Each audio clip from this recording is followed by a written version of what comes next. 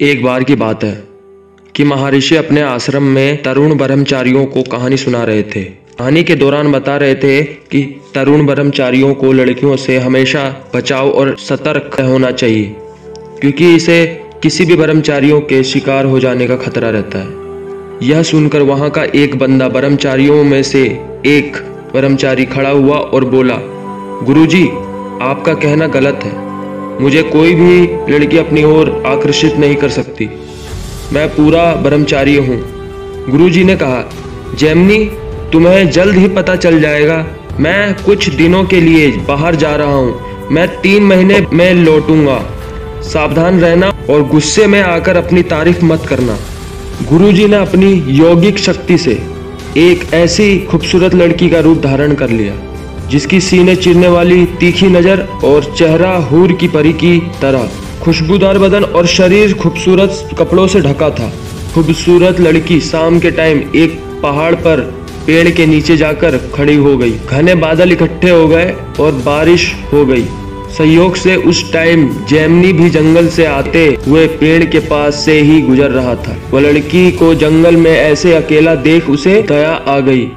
उसने उसे दया दिखाते हुए कहा, ओह देवी जी, अगर आप बुरा न माने तो मेरे साथ आकर मेरे आश्रम में ठहर सकती हैं।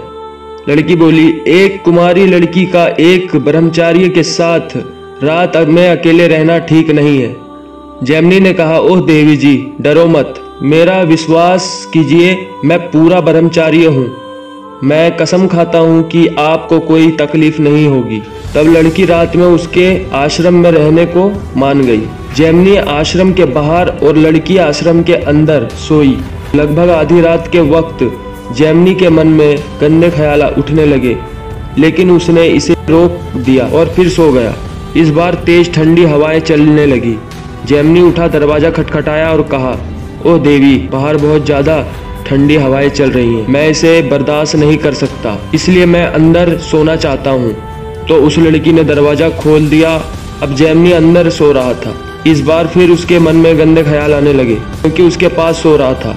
वह उसकी सांसें को सुन रहा था, उसकी महक को महसूस कर रहा था। एक बार फिर उसके मन में गलत सोच आने लगी। इस बार वह अपना आपा खो बैठा और उठकर उस लड़की के पास जाकर संभोग करने की कोशिश कर लगा ही था कि गुरुजी अपने असली रूप में आ गए और कहा, ओह मेरे प्यारे जैमिनी, कहाँ है तुम्हारा पूरा ब्रह्मचारी? क्या तुम अब भी पूरा ब्रह्मचारी के रूप में हो? क्या कहा था तुमने?